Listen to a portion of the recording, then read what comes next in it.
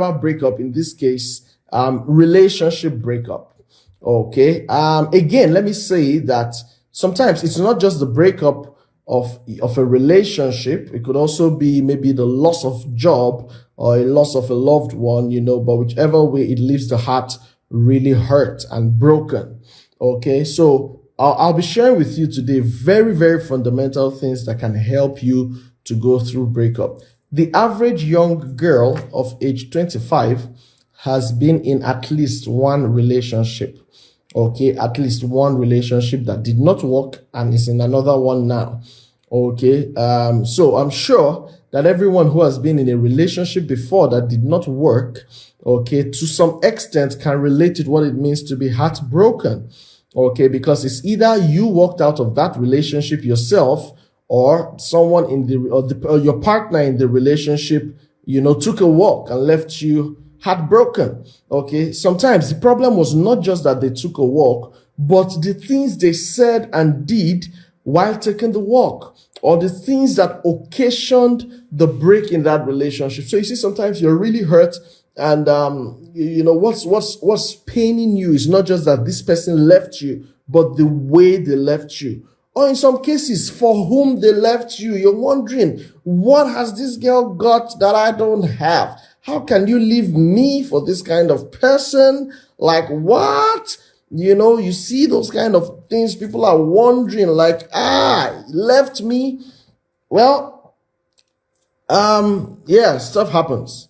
And in this session, I'll try my best to share with you some very fundamental principles that will help you have the right disposition towards some of these kind of things, whether you're the one serving the breakfast or you're the one who was served.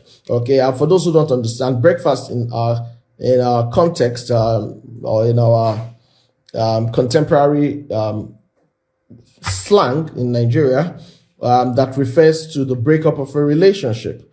Okay, where one partner is served breakfast, it means that, hey, you've been told to go, like, this is not working. All right.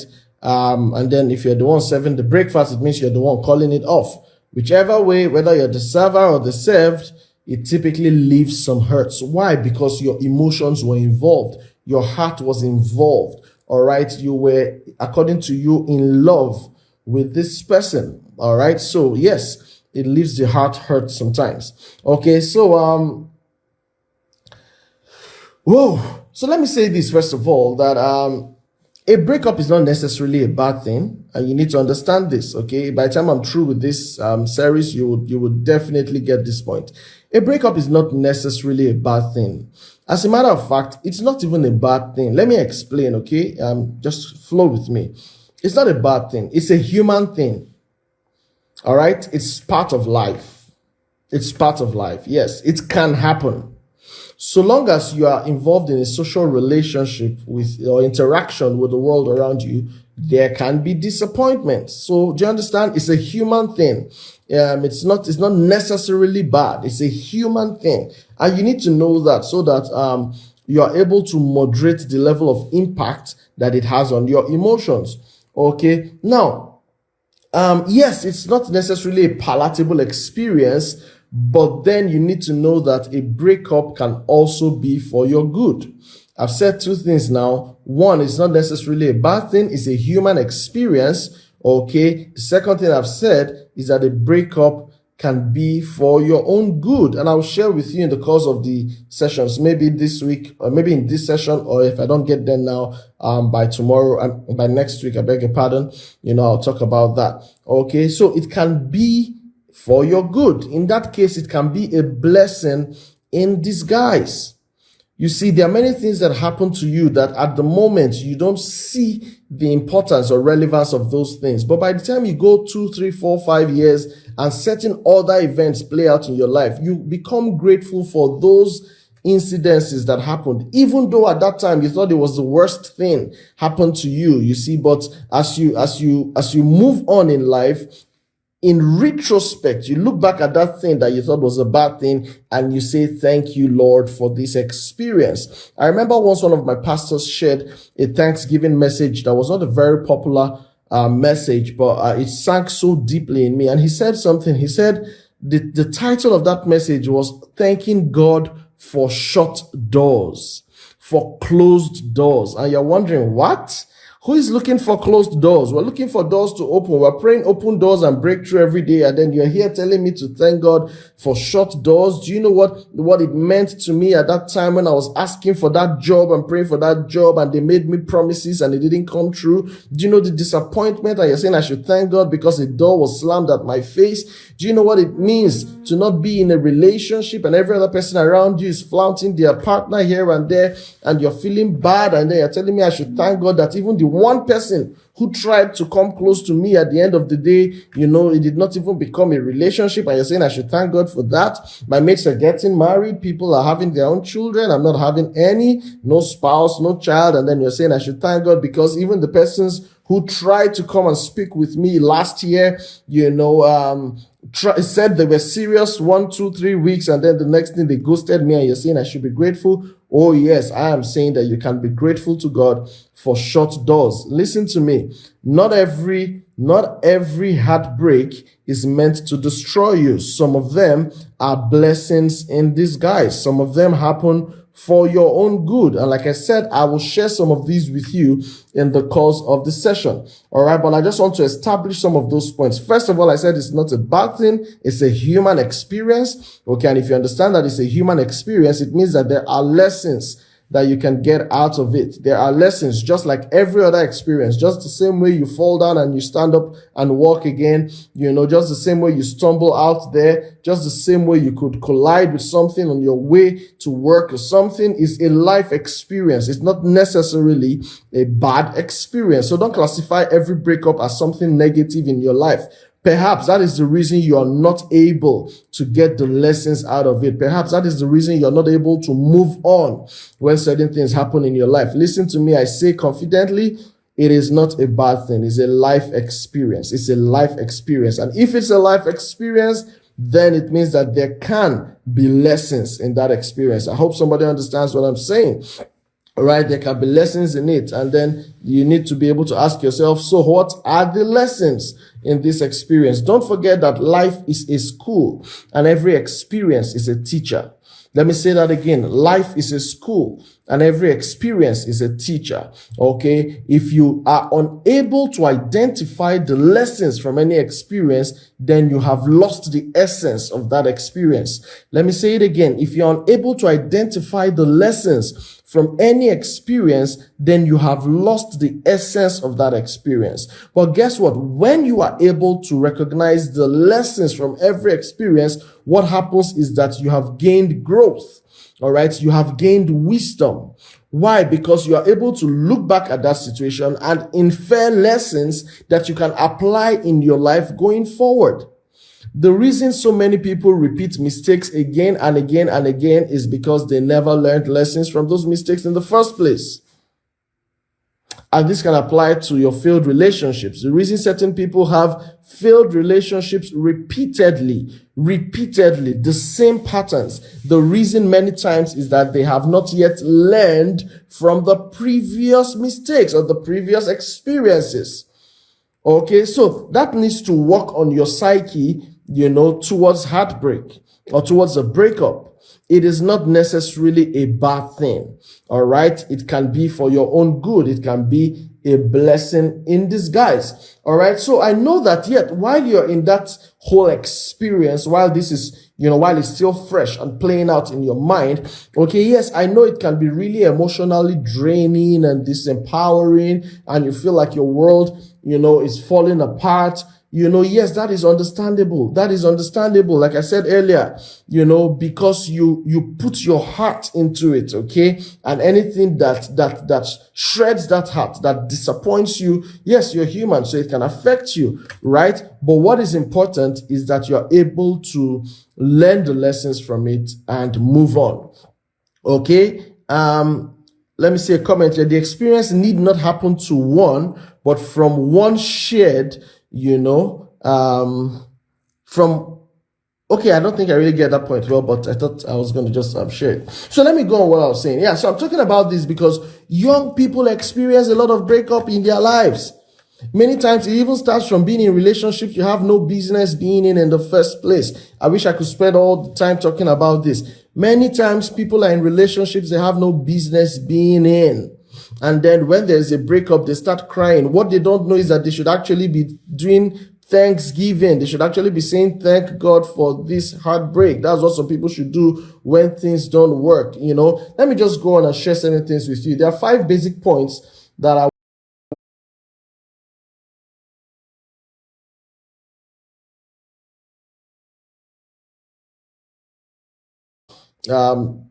it's not a bad thing. A breakup is not necessary.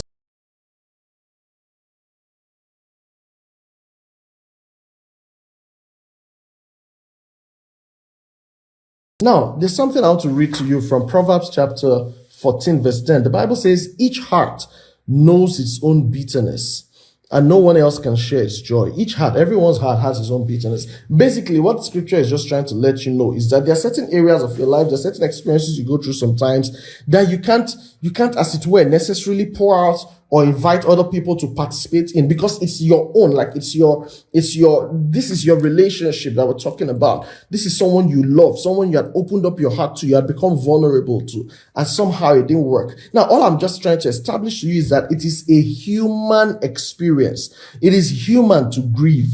It is human to grieve, okay? Don't kill yourself feeling like, oh my God, why is this happening to me? No, it's happening to you because you're human and because you are alive. What's happening is that your emotions are being hurt. Now, your emotions are an integral part of your being. You are a human being because your emotions are alive, okay? If you are just spirit and body, and then there is no expression in you, just imagine you're going to be a robot. Okay, your emotions are what makes living, interactive with your environment and with humanity. Okay, it's your emotions that make you able to rejoice, to be happy, to be sad, to have anger, to have joy, to be confused, to be excited. All of that is your emotion playing out. Do you understand? It's an integral part of your humanity. Okay, you cannot remove it. No, you can't. If you remove it, you're going to be a robot. As a matter of fact, a person without emotional expression may be mentally unwell and may need to go to a psychiatrist's home. Why? Because your entire emotion is what helps you to interact with the earth and with humanity, properly. I hope somebody understands what I'm saying. So what happens is that this is a human experience. It is part of you, and I want to establish this. Why I'm saying this is because some people fail to own up to their feelings. Some people fail to accept that I am hurt and I need to cry. Okay, they think that if they cry, especially the men, let me say this, especially the men, all right? And sometimes it's because of the way society or the way they were brought up, they're told that men don't cry. Okay, no, you have to show that you're a guy, that you're strong. Okay, you can't show emotion. Showing emotion is a sign of weakness. Are you a woman? It's women that do that. Listen, and some people say that's why women live longer, because they know how to express their emotions. But many times men bottle up all these things trying to be a man, and you know what? It kills you. Okay, all I'm saying is the understanding that it's a human experience should help you validate your own emotions. It should help you know that, oh yes, it is normal. It is okay that I feel sad about this thing. Yeah, because it hurts me. I really feel hurt.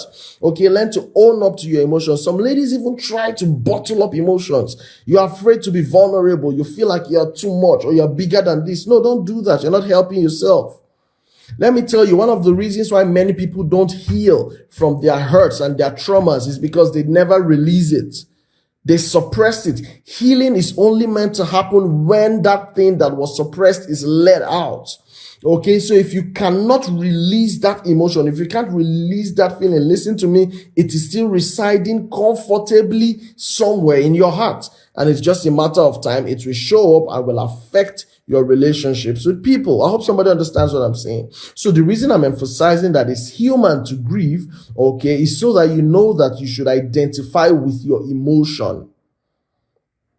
Okay, and one of the things I'm going to be sharing with you is what they call the DABDA model, or some people call it the the Kubler-Ross model. I mean, where she talked about a psychologist who postulated or shared about the 5 stages of grief. Okay, there's the denial. Okay, this is not happening. Oh my God, no, this is not happening. It's not possible. Then there's anger. Okay, and then there is the bargaining. Oh no, yeah, I'll do things better next. If you just say yes, if you just come back, I will never do this again. And this is one thing that always happens in abusive relationships. Okay, and then there's the stage where you go beyond that. You've done the denial, the anger, the bargaining, and then now you're in depression. You're like, oh my God, I'm so helpless. You can't sleep, you can't eat, or you are overeating, or you are oversleeping. There are different extremes of depression, and then finally you accept it, and it's like you're trying to move on. Okay, now these are the 5 stages, and I will speak extensively to some of these perhaps in the next session.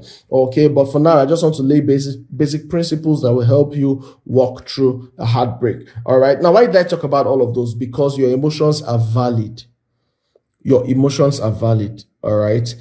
Now, the reason some people don't break up when they know they're supposed to break up is because they are afraid of the emotional expression when that happens. Can they handle it? Are they ready to cry? Are they ready to be this heartbroken?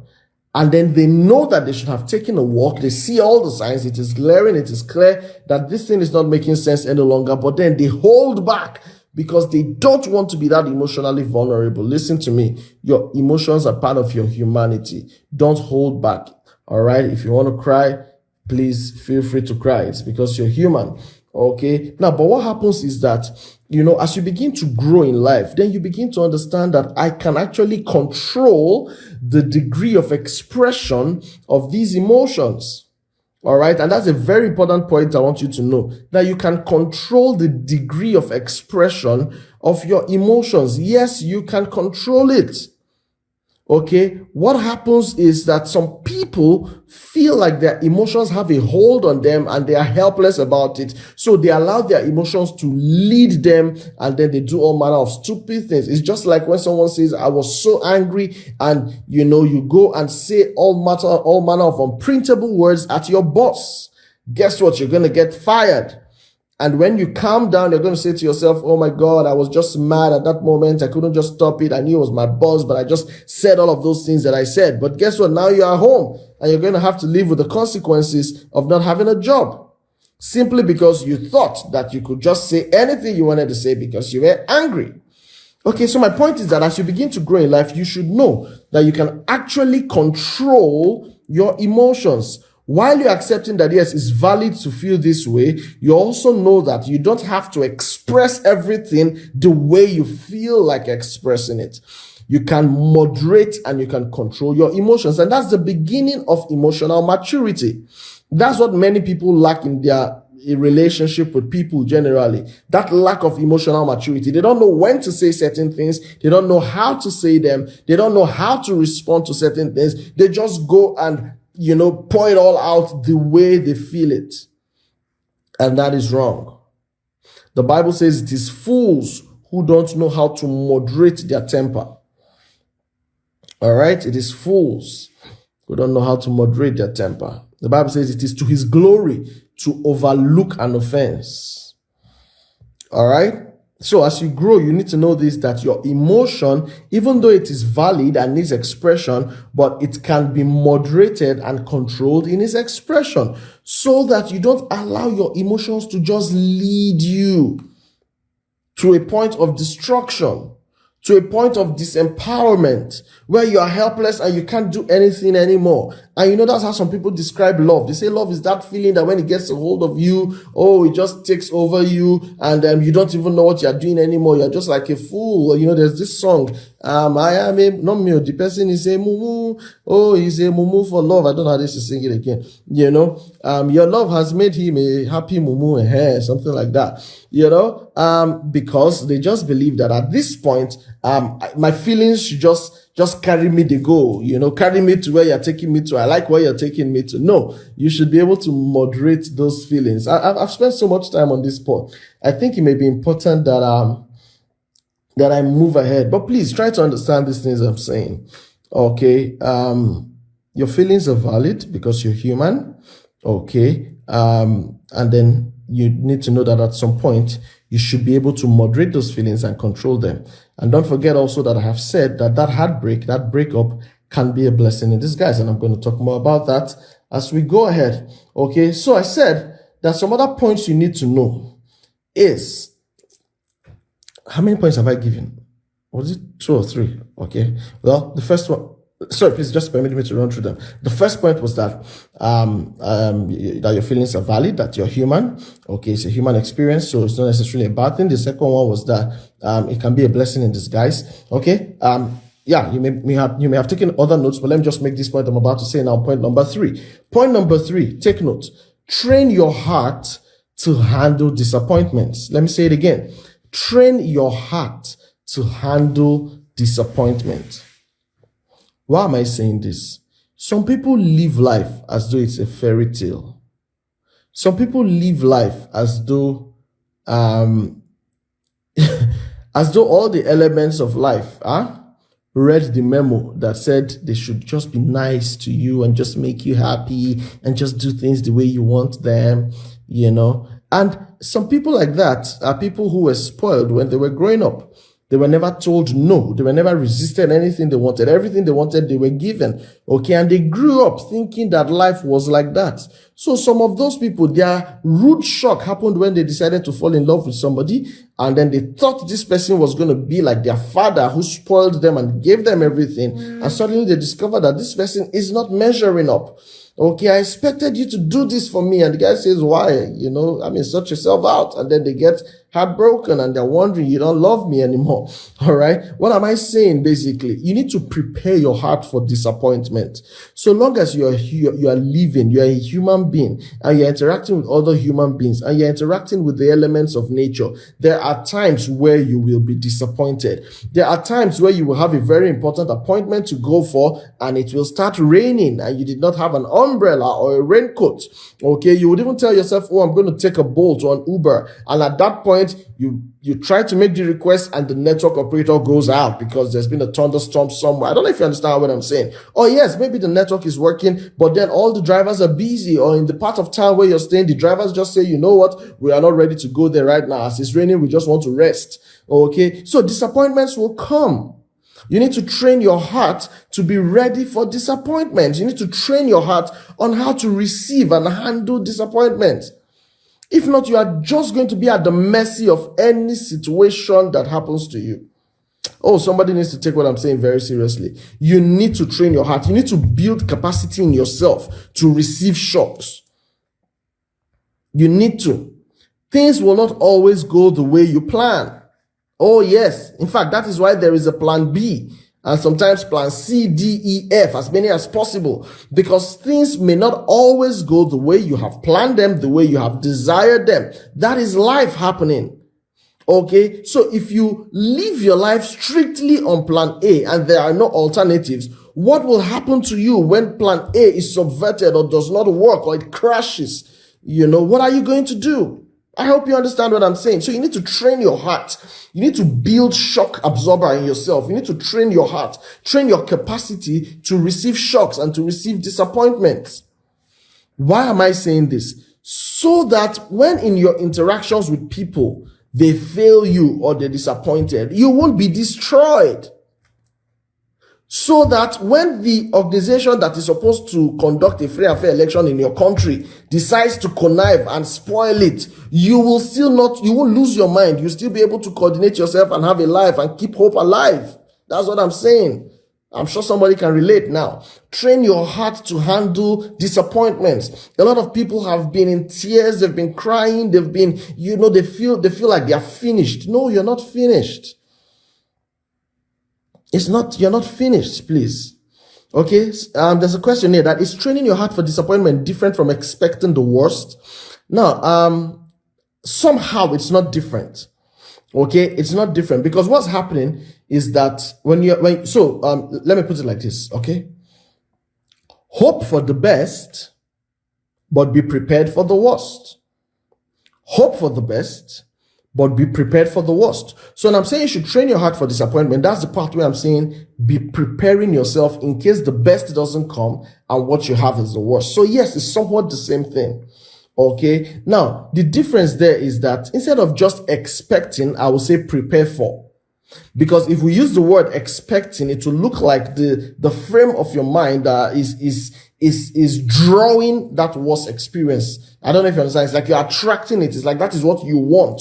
You are expecting. Okay. So what I would say is don't expect, but prepare for. So it becomes a case of if the worst shows up, you are not destroyed. You are ready to handle it. I hope you understand the difference. Okay. So that's it. Training your heart for disappointment is preparing your heart to be able to handle things that don't go the way you want. In case the worst happens, you are prepared for it. All right. So it's very, very important. You need to build that capacity in yourself. If not, there are things that would happen to you and you will feel like your world has crashed.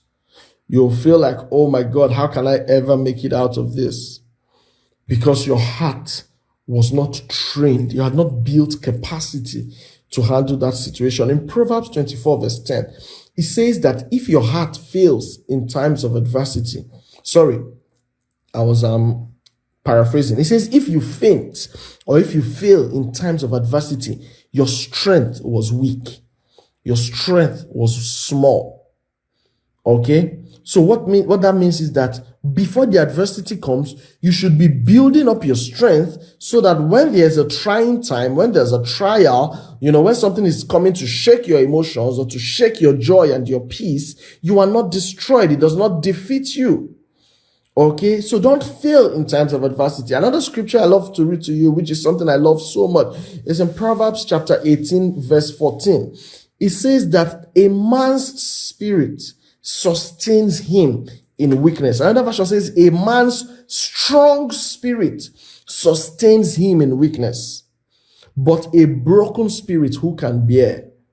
Some will say a crushed spirit who can bear. You see? So what that means is that if you build capacity in yourself and tell yourself nothing can defeat me, no matter how bad it is, yes, it's going to hurt me, but I'm definitely going to come out better. I'm definitely going to come out strong. If you train yourself like that, when things come at you, when disappointments come, when you lose that job, you lose that interview, you lose that contract, something you've been bidding for, you lose that friend you thought was going to become a relationship, you lose that boyfriend, or you lose that girlfriend, or you lose that fiancé, you break up that engagement. When those things happen, it's not going to tear you apart. Why? Because your spirit is strong. You are resolute. You know that no, this cannot tear me apart. I'm going to come out of this strong. That is what so many people lack, and that is why they give up. They give up. Some people become suicidal. They say, I cannot handle this anymore. I just want to take my life. No, it shows that spirit was not strong, was not prepared for adversity. Listen to me. If you are on earth and you are alive, you are breathing, you need to prepare your heart for disappointment. It can come from anywhere at any time. When you are prepared for it, it will reduce the impact it's going to have on your spirit when it comes. I hope somebody understands that. So you need to build capacity. Build capacity, all right, in your heart to handle disappointment. Train your heart to be able to handle disappointment. And in the words of my sister who shared earlier, train yourself to be prepared for the worst. It's something I've internalized and I've practiced severally in my life, and it has helped me. It's part of the reasons I tell people I hardly get disappointed. I hardly pick offense when certain things happen to me. I hardly get angry. And people are wondering how come that is. It's because my heart is prepared. Okay, I can believe in you to an extent, okay, but when you decide to not come true to your words, I won't be that shattered. Yes, I will be angry. Yes, I'll be somewhat disappointed because you made a promise and did not fulfill it, but it's not going to destroy me. I will just move on, and I'll just put you in a place where I've told myself, don't take anything coming from this person seriously, because they don't know what they're saying. They don't keep to their words. Do you understand that? So, because the heart has been built to handle disappointments. But when your heart has not been trained for disappointment, that is when you will believe every single promise that somebody makes to you. That's when you will believe. And what's that word called? It's called gullible. You're gullible. You fall for every trick. You fall for every trick. Somebody says, oh, you're the best thing in my life, I'll never leave you. You say, yeah, it's true, I'm the best thing in his life. Hey, calm down. You have just met this person. What if that's his favorite pickup line? And you're already buying it. You see? So you don't believe everything just like that. No, you won't be that gullible. You train your heart. What if this guy is a playboy? What if he's not serious? Okay? And then you don't jump in with your full heart at once. You're careful enough to observe what are his intentions. What am I seeing from his patterns? Is he consistent? Do you understand? That's how to save your heart from disappointment. But guess what happens to so many people? The first time you meet this person, oh, you're blown away by the approach. You're blown away by the pickup line. You're like, man, this is what I've been looking for. Wow, swept me off my feet. I can't breathe. No problem. And then you get yourself into a relationship. And before long, the person shows themselves for who they truly are. And then you start crying. You start feeling bad. What happened? You have not trained your heart to be prepared for the worst. You were gullible. You gave in too easily. Okay? Yeah. Someone says, yeah, that's true. And later they show you funny character. You see? So don't allow yourself to be that gullible. You have to train your heart to be able to handle disappointment. What if this person runs away tomorrow? What if this business I'm trying to invest in, what if it fails? What if this guy is a fraud and after giving him all of this money, I don't see him again? What if this situation, what if this person tells you a very touching story? Oh, I have this family member in the hospital. Oh, it's so serious. Oh, just help me. Ask you, what if it's not true? What if you give this person the money, they're just going to take it and run away? What if? You have to prepare your heart. So that at the end of the day, if you still go ahead with that activity and you later discover it was a sham, you won't be defeated. You won't feel broken. You won't feel so terrible. All right. You just pick the lesson from there and say, okay, next time I probably need to learn how to do my due diligence better. But then it's a lesson and you move on. All right. Hope somebody gets that. Oh my, I can't even believe time is already this fast spent. Now, the next point I'm going to share with you, which I think will be point number 4, is don't exalt any relationship or anything to the point where it means the world to you. Don't rate anybody or anything to the point where it means the world to you. Don't exalt any relationship to that level. Okay, don't do that. If you do that, the day you lose that relationship, then your world is crumbling down. Okay, some people just allow themselves to, and that's what happens when you allow your feelings to lead you. They just allow themselves to be carried away by a world of fantasy and imagination that, oh, it's just going to be so good. Oh, this person is the best thing in my life. Without you, I can't breathe. Without you, I can't sleep. Don't do that to yourself. You're suffering from obsession where you can't sleep. Emotional attachment. It's not love. It is not love. It's not healthy for you. No, it's not. So don't exalt any person to that position where they are the number one in your life and without them, your life can't go on. That is why you hear people say things like, if you leave me, I'm going to kill myself. If you leave me, I can't make it. If you leave me, I can't go on. Some ladies tell guys, oh, if I don't get married to you, I don't believe I can ever get married again because where am I going to see a man like you? When you talk like that, you're just being myopic. You're being short-sighted. Okay? Because, there are better things out there. Don't cry over anybody who decides to leave you. Allow them walk away. Hello? Yes. Allow them. What do you know about your life for you to think that that person is the most important thing in the world to you? What do you really know? What if there are better opportunities tomorrow? In fact, I make bold to tell you that there are better opportunities out there after you let go of this person. There's a principle Dr. Mike Murdock shares that I love to share a lot. He said, what you're willing to walk away from determines what God will bring to you. Many of you have not yet found that better person, that Mr. Right, because you are still holding on to Mr. Wrong. Mr. Wrong is trying to leave and you're crying and you're saying, no, don't go. I will do anything for you. Just come back. Let them be and let them go, for goodness sake. They are not the best thing in your life. I hope you understand that. Yeah, it's a click. I see you. Good evening. I hope you understand that.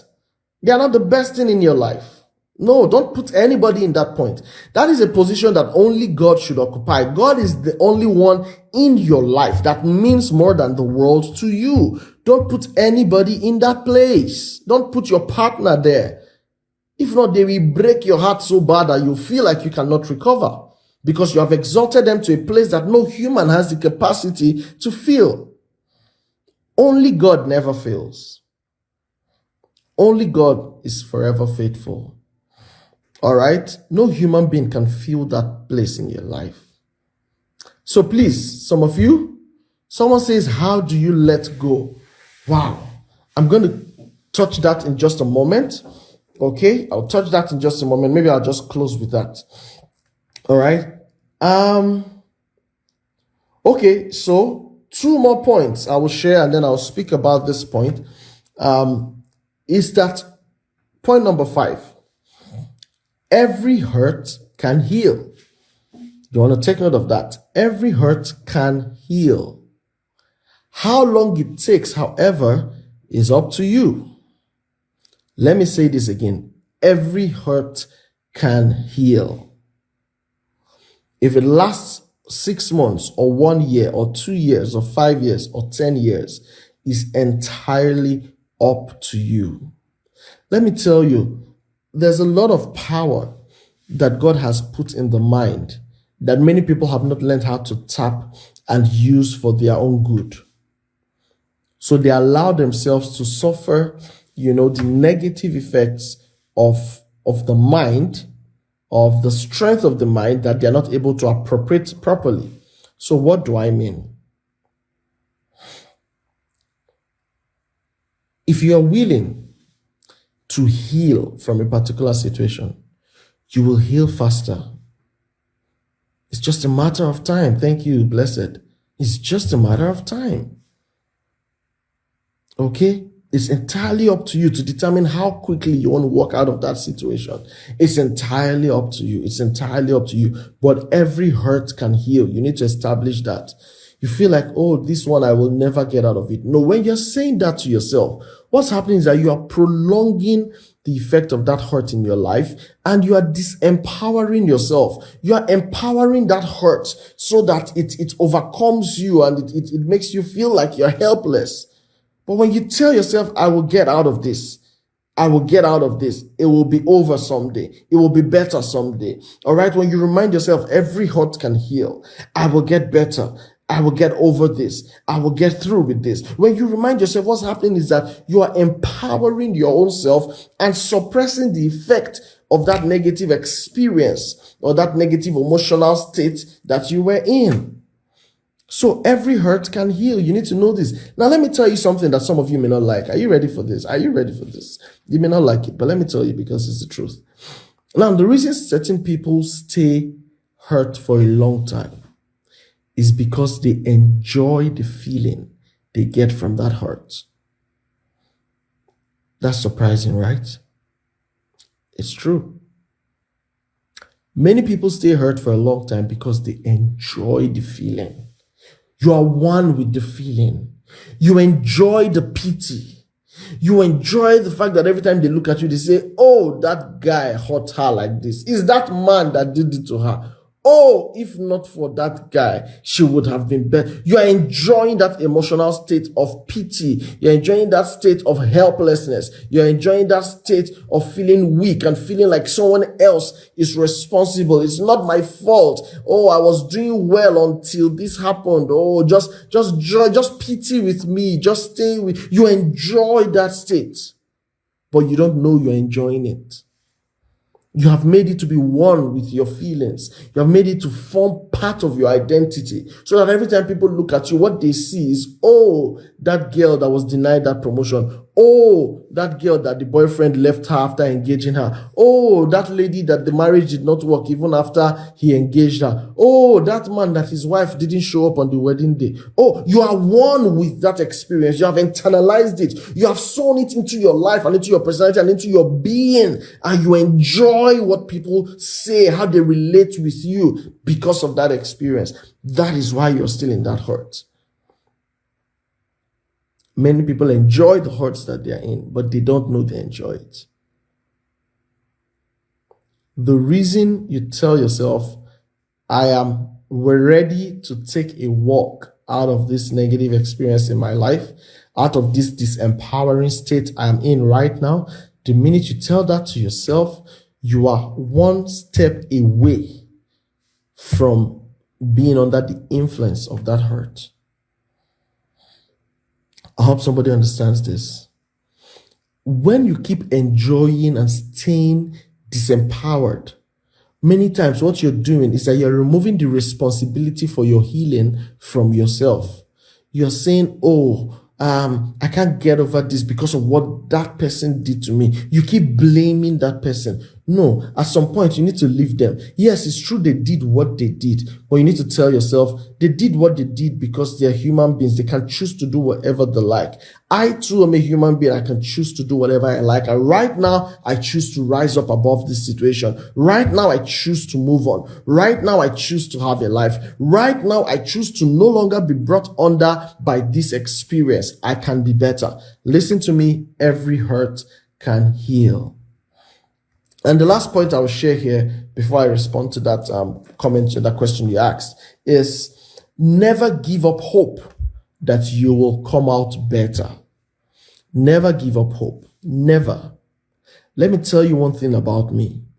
Let me tell you. Somebody said this to me one time. How come you always have a way of seeing a positive situation when people bring their troubles to you? And I told the person what I'm about to say to you right now. I told him, I am an incurable optimist.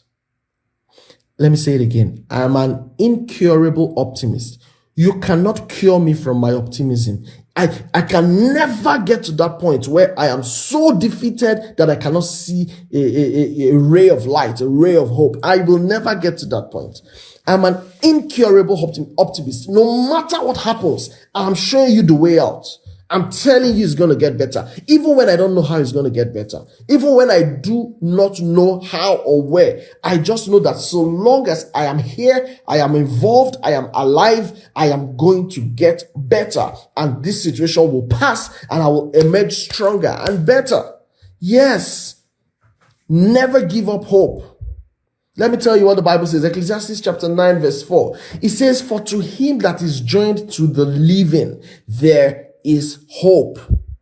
Let me read it again to you. For to him that is joined to the living. In other words, so long as you are still breathing, there is hope. And somebody needs to hear this word right now and internalize it. So long as you are still breathing, there is hope for you. There is hope for you. Never give up hope. So long as you caught yourself still breathing, I'm still here. Okay, then there is hope. I'm coming out of this. Don't give up just like that. It says, for a living dog is better than a dead lion. So long as you are still breathing, there is hope for you. When you know some of these things and you face any heartbreak with these principles I've shared with you, listen, it will hurt you for a while because you're human and your feelings were involved. But guess what? It will never defeat you. It will never break you up entirely. With time, you will come out of it and you come out bigger and better and stronger. And people will look at you and say, wow, she don't look like what she's been through. He doesn't look like what he's been through. Why? Because you're coming out bigger and better.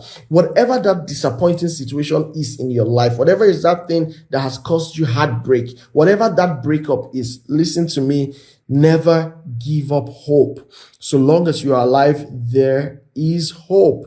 There is hope. Now, someone asked a question. Let me speak to this in the next few minutes before I wrap it up, or as I wrap it up. She said, how do you let go? How do you let go? Let me tell you. See, before you let go, you have come to the point where you have told yourself, where you have accepted to yourself that this situation I'm in is not helping me. You need to have come to that point. You need to be at peace with that point. You need to be at home with that realization that this thing is not helping me. And the best thing I can do for myself is to break from its influence, is to let it go. Okay? So when you have gotten to that point, you let go by letting go. Stop holding on to things so dearly. You know that this person is abusive. You know that this person, doesn't have your good at heart. You have seen it time and time again. It's played out 1, 2, 3, 4, 5, 6 times. You have seen that I can't really trust this person, even though I like him or I like her. But I can't trust her because I have seen the patterns and I have seen the signs over and over again. So I am not at home here. I don't feel comfortable. You have to tell yourself that you have the power, you have the ability to walk out of that situation. When you have done that, please let go. In other words, take a walk. Reduce the activities or outrightly stop the activities that you have been engaging in that have kept you in that situation. So for example, if it's a relationship, perhaps you are living in his house, but now you know that, man, this thing will not work. The first step is to go rent yourself a place or go arrange with somebody else, arrange with a friend, or, go to your father's house. Get out of that place. First things first. Leave that place, because at some point you have to take the decisions that shows that you're ready to let go. If you're not living there, then you tell yourself, okay, you know what? I have to reduce communication or entirely cut off communication with this person. So what do? You stop taking their calls. You stop responding to their messages. In fact, at some point you actually block the person. Now, I don't tell people to delete numbers, because guess what? The number is in your head. It's not in your phone. How many times have you deleted his number, but when you wanted to call him, you just picked up your phone, 08012345678, bam. So it's there. It's in your head. Okay? But what you can do is to stop responding to those calls. Stop responding to those calls. All right? Stop responding to those calls. Reduce the things that have kept you enslaved to that emotional state. You have to reduce those things or outrightly cut them off. In fact, I'm saying reduce because that's just because you're still trying to get to that point. The actual goal is to cut it off. That's how you let go. You prepare your mind for it, and then you start taking the actions. And then while you are getting out of that, take note that you need to also be seeking strength, emotional strength. Okay, so what am I saying? You're trying to get out of a relationship that has not been good for you. Okay, you're not only going to be walking away from it, but as you're walking away, you are doing things that are building you up in strength, in faith. Okay, so you are listening to me, you're listening to programs like this so that your faith is being built up, your strength is being built up, your resolve is being built up. Okay, and then so that as you're taking that decision, which is which is going to be draining on your emotional strength, you are refilling that strength at the same time. You're talking to a mentor, you're talking to a coach who is walking you through the process, who is helping you through that process. Okay, so that instead of just feeling drained and all alone, as you're being drained emotionally, you're equally refilling and finding strength. This is one of the missing links that many people have many times. They just try to walk through that stage all by themselves. They just want to handle it alone. They're not talking to anybody, they're not telling anybody what they're going through. They just want to handle it all alone because it's my own issue. Let me sort out my own mess. And then guess what? When they become so overwhelmed emotionally, they don't know when they are running back to that person saying, okay, you know what? Can we just get back together? But if while you were being drained, at the same time you were refilling, strength was being added to you. Listen to me. At those points where you feel like running back, you will find strength to say, you know what, I can hold on just one more day, just another day, just another day. And you would find strength eventually to walk entirely out of that situation. So as a clique, I hope you understand what I have said. You can walk out. You can let go. Okay, it's entirely up to you. In fact, look at your question. Let go. It means you are the one still holding on to. Okay, you can let go. Tell your heart. And this is one thing I want people to know, especially young ladies. I'm just saying this because I've found more young ladies in this situation I'm about to describe. Tell yourself that you can actually instruct your heart and it will obey you. Don't behave as if you're a prisoner to your emotions. You can shut off certain feelings towards someone and it will respond to you as you have said. Don't behave like you're helpless. How can I let you go? I can't let you out of my mind. No, you are the one who is holding on. You can let that person out of your mind. Okay, I'll have to stop now. For those of you who are just joining us, you have missed a lot. I wish that what you would do is to go back and watch this video. It's going to be here on our handle. It's also going to be on my personal handle, Coach Maisie, and then it's going to be on our Single and Ready Club YouTube page. Please go back and watch this. Next week, I'm going to be sharing with you in what ways that your breakup can be a blessing. And I'll also be sharing with you the 5 stages of walking through a heartbreak. All right. I made reference to it earlier, but I'll state some more in it next week. So please don't mix next week's session. All right. God bless you guys. I have materials that I want to invite you to consume. I have books, relationship red flags. My book is out. You can find it. The information is on my handle here. Okay. I have a course, Before You Say I Do. You need to learn some very fundamental things before you get into a marital relationship. I want to encourage you to get these resources. They are there for you. They are deliberately crafted in a way that you'll be able to relate with them. Okay, and you'll find the strength that you need. All right, I'll have to stop here for today. God bless you guys. Have a wonderful rest of the night. Thank you, SA. I can see your feedback. God bless you guys. All right, so please share this with your friends. Share it on your wall, share it on your status, share it. Just put it out there. Let other people see it and let them be a part of what we're doing here. God bless you guys.